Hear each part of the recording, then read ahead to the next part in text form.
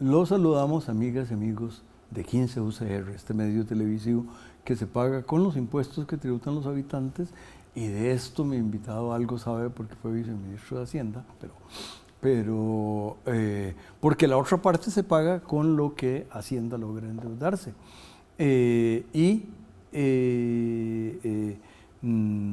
También tengo que decir que una promesa es deuda, y como yo estaba en deuda con ustedes, amigas y amigos, tenemos hoy otra vez a don Álvaro Ramos, orgullosamente mi colega, pero además alguien que siempre, no importa de qué habla, vale la pena escucharlo. Por favor, lo escuchamos, don Álvaro. Bueno, muchas gracias, don Juan. Siempre un placer acompañarlo y, en efecto, cumpliendo la promesa de prolongar un poco más la conversación sobre la importancia de nuestra institucionalidad. Sí, señor. Déjeme decirle que la institucionalidad es tan importante como que en el mes de octubre, allá en Estocolmo, le dieron un premio a unos colegas suyos sobre la contribución de la institucionalidad, tanto que uno de los libros que ellos escribieron tiene que ver con el tema de cómo fracasan los países. Así es. De hecho, el profesor Acemoglu y sus colegas Johnson y Robinson, en diferentes artículos, a mí me ha fascinado seguirle la pista a ese proyecto de ellos, porque lo considero un proyecto muy hermanado con el proyecto de la revolución de la credibilidad, que era el premio Nobel del 2021, si me acuerdo bien. Entonces, ahora en el 2024 se está haciendo una adjudicación hermana de aquella. ¿Y por qué los veo hermanados? La revolución de la credibilidad tuvo mucho que ver con cómo se introducían mediciones empíricas, principalmente a través de experimentos naturales, a la discusión de temas como racismo, inmigración y principalmente en temas laborales. Entonces ahí le dieron el premio a David Carr, a Guido Imbens y, si me acuerdo bien, a Krueger. Es que siempre me veo porque hay uno que falleció y no se lo pudieron dar, pero bueno, esa revolución de la credibilidad. Por cierto, déjeme hacer una nota de pie de página. Si alguien fallece, incluso si fallece 2 días antes del otorgamiento, no se le puede otorgar, porque solo se otorgan los premios Nobel, todos ellos, a personas vivas. Es absolutamente lo correcto. Entonces, lamentablemente, uno de los colaboradores más distinguidos de esa revolución de la credibilidad no lo pudo recibir, pero los otros 3 sí lo recibieron. Y bueno, ¿qué es lo interesante de este de ahora? Que es una versión en desarrollo económico, no en economía laboral, sino más en temas de desarrollo económico, de la aplicación de los mismos principios de la revolución de la credibilidad.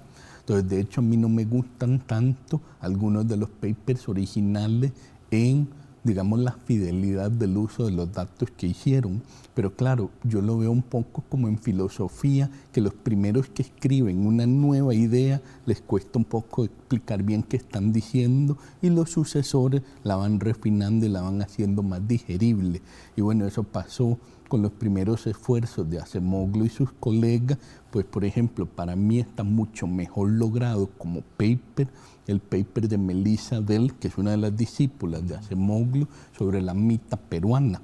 Y entonces Melissa resume muy bien la lógica de Acemoglu de las instituciones extractivas como el factor que retarda el progreso de una sociedad.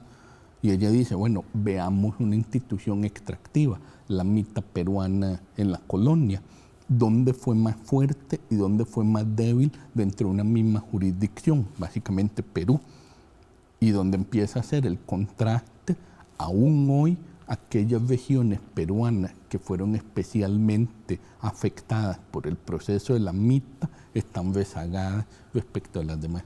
Don Álvaro, cuéntele a las amigas y amigos que no todos lo saben.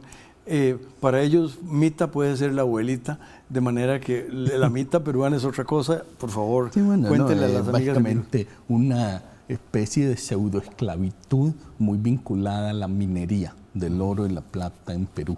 Entonces le decían la mita en aquel entonces, y pues resulta que dependiendo del lugar, si había mucha presencia de oro y plata, pues entonces a esas comunidades indígenas se les aplicaba con mayor dureza el proceso de la mita. Pero lo interesante, lo que hace interesante este proyecto de Acemoglu y todos los que vienen después, que yo imagino que algún día a Melissa también le darán el premio Nobel dentro de muchos años, está muy joven aún, pues entonces cuando uno lo revisa es el ejercicio de decir, tengo esta institucionalidad, ¿cómo hago para cuantificar el efecto de esta institucionalidad? Y la innovación fue eso, digamos, tratar de buscar experimentos naturales con elementos cuantitativos y hacer la contrastación, decir, bueno, yo sé que aquí hubo mucha mita, el porcentaje de esclavitud de los indígenas era tanto, y me vengo al día presente, muchísimos siglos después de que hubo esclavitud, y todavía hay diferencias en educación, tamaño de los chiquitos, nivel de informalidad, etcétera, etcétera. Entonces puedes hacer un vínculo bastante directo, porcentajes de esclavitud, para decirle un nombre más común, con malos resultados sociales hoy en día. Y ese tipo de innovaciones cuantitativas vienen, como le decía, primero de la revolución de la credibilidad, y mi impresión es que Acemoglu, Johnson y Robinson lo empezaron a introducir a, digamos, preguntas más grandes, preguntas de qué es lo que hace a un país desarrollado. Y obviamente yo lo traigo acá. En el contexto costarricense, cuando decimos institucionalidad, tendemos a pensar en el ICE y en la caja y todo eso, pero en el contexto económico, por lo menos el de Acemoglu y compañía, tiene más que ver con normas escritas y normas no escritas. Y en la parte conceptual de ello, ya no tanto esta innovación metodológica, empírica, sino más bien en la parte más conceptual. A mí lo que me gusta el trabajo de ellos es principalmente que han podido decirnos, digamos, con bastante contundencia, o han creado un lenguaje bastante contundente de por qué estas normas tienen que tener un vínculo muy fuerte a la sociedad civil. Le pedimos al canal que nos invite a regresar para el segundo segmento.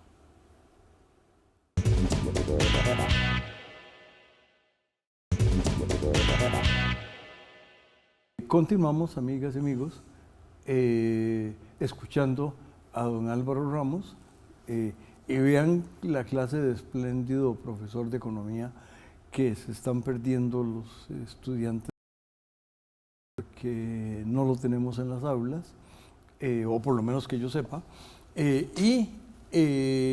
Aprovecho para decir que alguna vez don Marco Vargas se le ocurrió que yo podía decir algo sobre el tema de la competencia, y me invitó a ser miembro suplente de la Coprocom. Y el primer caso sobre el que tuvimos que tomar una decisión fue un anuncio que publicaron un domingo los productores de marquetas de hielo. Marqueta es ese pedazote de hielo, donde decían que los precios fijados eran estos, lo cual obviamente violaba lo involucrado en la ley, pero ellos no entendían por qué los estaban sancionando, porque eso lo venían haciendo por montones de años, de manera que este tema de las instituciones, ahí en este caso la institución que estaba siendo violentada era los hábitos y costumbres violentados por la ley de la promoción de la competencia. Así es, de hecho, este es como uno de los puntos más fundamentales de lo que van discutiendo Acemoglu, Robinson y Johnson. Ellos lo han tratado de hilar muy fino, y si bien tal vez por haber sido el primero y hace más años, es más común que la gente haya leído ¿Por qué las naciones fracasan?, que es el primer libro. Yo le he agarrado especial cariño no es el segundo, pero digamos que es el segundo de esta lógica, que es El corredor angosto. Y a mí me gusta mucho El corredor angosto porque se amarró a, por ejemplo, todas estas preocupaciones que habían en ese momento sobre, por ejemplo, por qué las democracias mueren, de Levitsky y Ziblatt. Y entonces el argumento que va a través de todo esto es que, y sobre todo lo siento mucho en Latinoamérica, pecamos hasta en algún país que queda al sur del lago de Nicaragua. Ajá. En Latinoamérica tendemos a un cierto formalismo, si se quiere, que viene de la Revolución Francesa, de esta lógica que si tenés un poder judicial, un poder legislativo, un poder ejecutivo y que los poderes están separados y que eso mágicamente va a construir algún tipo de equilibrio democrático. Y de alguna manera toda esta literatura, Ziblatt, Levitsky, Acemoglu y todos ellos, prendieron una luz de alerta y dijeron, hey, un momento, no, así no funciona. Las reglas no escritas, como esta historia de las marquetas de hielo, pesan mucho en una cultura. Por ejemplo, una cultura que tiene un espíritu de independencia muy fuerte, las personas que no importa si la ley dice que tengo independencia o no, soy independiente porque soy independiente, pienso de manera independiente, cuestiono, argumento. Esa cultura no importan mucho las normas formales, ya sus normas no escritas, su institucionalidad va a tender hacia la democracia liberal que progresa económicamente, etcétera, etcétera. Mientras que aquellas culturas donde en el fondo la gente no cree en esa independencia, donde existe una deferencia muy marcada de arriba para abajo, efectivamente, pues entonces vamos a tener una dinámica muy compleja donde puedes tener que el poder ejecutivo, que te puedes inventar un montón de pesos y contrapesos y no van a funcionar, porque al final la gente que está en estas estructuras termina respondiendo a la autoridad superior. Y ahí es donde Acemoglu y ellos dicen, por eso es muy importante transitar por un corredor angosto donde construyes capacidad no solo en el Estado, no solo queremos que el Estado tenga cada vez más capacidad de resolver problemas, también queremos capacidad en la sociedad civil.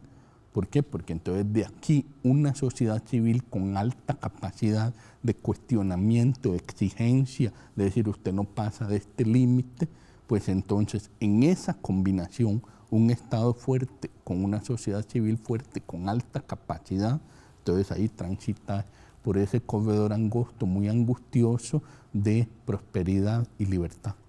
Voy a hacer una maldad, yo soy, me especializo en eso. ¿Usted cree que que Avenida Segunda es donde está el edificio principal de la Caja, tanto que el Genaro Valverde está en Avenida Cuarta, no en Avenida Segunda? Bueno, en Avenida Segunda se dice en la jerga del sistema de la Caja el edificio principal. ¿Usted cree que lo que se dice en Avenida Segunda se acata en los EBAIS, se acata en los hospitales, se acata en los hospitales que están en el área metropolitana, en los que están fuera?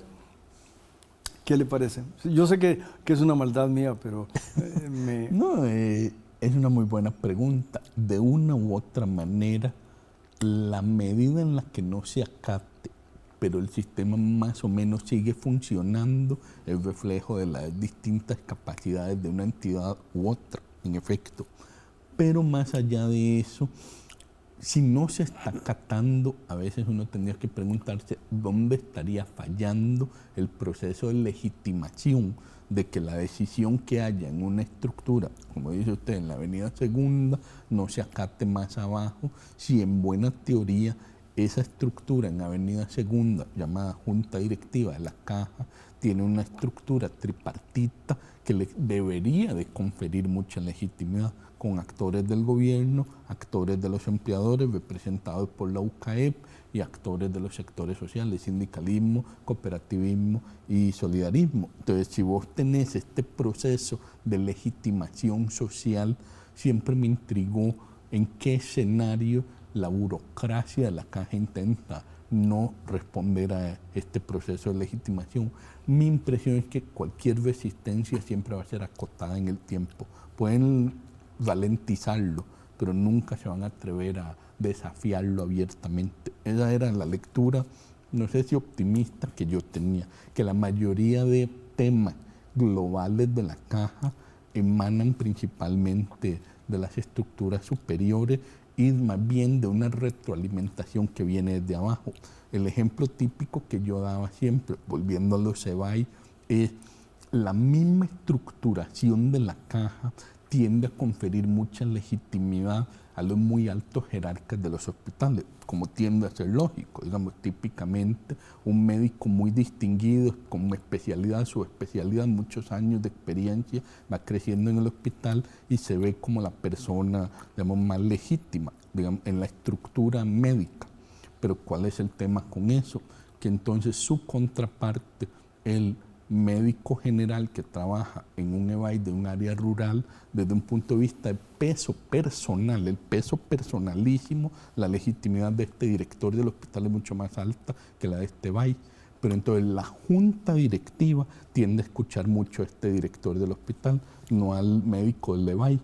Pero a la hora de ver la colectividad y el contacto de la caja con las personas, estos médicos de los EBAI son mucho más importantes porque atienden al 80% de los eventos, mientras que este director del hospital es responsable solo del 20% de los eventos. Vamos a pedirle al canal que nos invite al tercero y último segmento.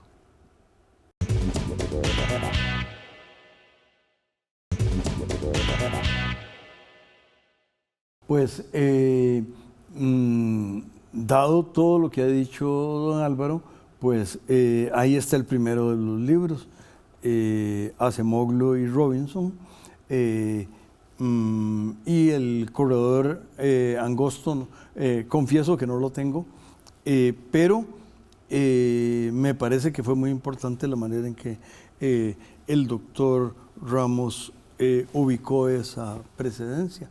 Y me encantó la forma en que lo pudo reflejar en nuestro sistema de salud, que aunque estuvo poquito tiempo, me parece que tuvo una lectura bastante adecuada. Yo soy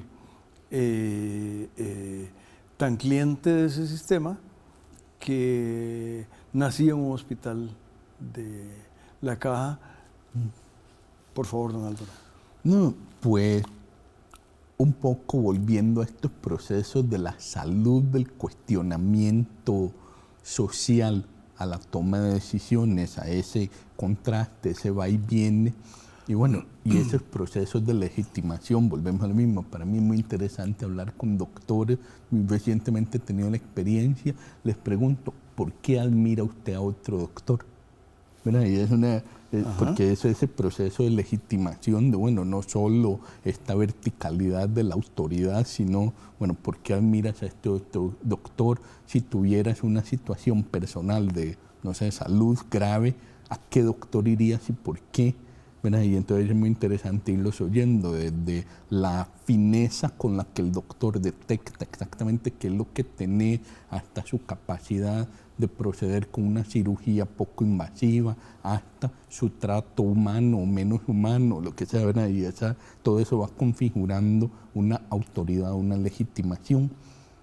Y bajo esa misma lógica, una de las cosas más interesantes de este premio Nobel, porque como les decía, lo he seguido muy de cerca la trayectoria, es que el paper original de Acemoglu, Johnson y Robinson, que tenía que ver con la mortalidad de los colonos y su relación con las instituciones extractivas, y la tesis de ellos era que conforme más alta la mortalidad de una colonia, digamos que llegaban los colonos y se morían, más se acortaba el horizonte de tiempo para extraer riqueza antes de salir en carrera y no morirte. Y entonces las instituciones se hacían mucho más extractivas, más duras. Y entonces en el futuro 300 años después, tenés esa institucionalidad dura se refleja incluso hasta el día de hoy. Entonces, lo curioso de ese paper es que un colega de Berkeley, mayor que yo, se quedó con duda. El doctor Ramos sacó su doctorado en la Universidad de Berkeley, la Universidad de California en Berkeley. Entonces tengo un pequeño sesgo ahí. Entonces el caballero David Albuy, hace un análisis de la parte empírica y descubre que hay serios problemas en la forma en que trataron los datos, los calibraron. Bueno, lo cuestionó profundamente. Y a mí siempre me ha parecido muy interesante eso en el proceso científico. Usted me comentaba que ando un poco lejos de las aulas, uno de los papers que más me gustaba enseñar en las aulas era un paper de Emily Oster sobre las mujeres desaparecidas. Mira, que era todo este comentario de Amartya Sen sobre que faltan muchas mujeres en países como la India y China, y que presumiblemente la mayoría sufría algún tipo de abandono o eran abortadas en sus etapas tempranas de la vida. Voy a meter otro paréntesis. Eso es más notable, me parece a mí, y yo no conozco las estadísticas, pero es más notable en China, donde había la política de un único hijo. Exacto. Y por alguna razón machista, me imagino, los padres querían tener un hijo varón. Y entonces, si había una hija que no era varón, entonces... Así es. Pero entonces, vea qué interesante. Oster hace un paper muy bueno, yo siempre lo enseñaba, sobre que había una posibilidad según su análisis, de que la prevalencia de ciertos tipos de hepatitis en esos países podía estar provocando el sesgo masculino. Es decir, que si la madre tenía hepatitis, tenía una probabilidad mayor de tener un bebé varón, y que eso explicaba el diferencial. Bueno, entonces ella empieza con esa tesis haciendo un cruce entre datos médicos y datos demográficos, pero lo curioso fue que después se descubrió que los datos médicos eran incorrectos y que la hepatitis no generaba ese sesgo de los varones. ¿Y por qué me gustaba mucho? Porque la propia Oster publica un segundo paper diciendo, me equivoqué, básicamente. Y yo trataba de enseñarle a los muchachos, colegas. Me encanta eso de la profesión, no únicamente en la nuestra, pero qué valioso. Sí. Me equivoqué. Sí, y ese me equivoqué es inusual en la profesora Oster, que ella misma lo hizo. Ella hace el original y hace el que dice, ya no me cierran estos números, ya no tengo el proceso de validación que creí que tenía. Pero alarguémoslo a la disciplina como un todo. La capacidad que tiene un país, digamos los Estados Unidos o Europa, sus grandes universidades, usted y yo nos formamos en algunas de ellas, de esa capacidad de constantemente cuestionar, investigar, ir más allá, decir, esta idea me parece muy interesante, pero no me va a enamorar de la idea por sí misma, no quiero fundamentarla empíricamente, tal vez la primera vez me equivoco, pero si la metodología que introduje tiene sentido, en el futuro alguien puede llegar con una versión muy mejorada de eso. Y eso creo que es lo valioso de este Nobel. Yo sí creo que el paper original de ellos no estaba bueno, pero el paper de Melissa Bell me parece lo mejor que hay, empíricamente y en su fundamentación, y ese es un paper hijo del otro. Y así creo que es como se construye el progreso humano. Nos equivocamos y mejoramos. Profunda reflexión, profesor Ramos, como siempre, en el caso de cuando lo traemos, y voy a decir lo de siempre, tenemos que volverlo a invitar. Y a las amigas y amigos los invitamos a que se queden con los espléndidos programas de 15 UCR. Cuídense mucho y no tosan.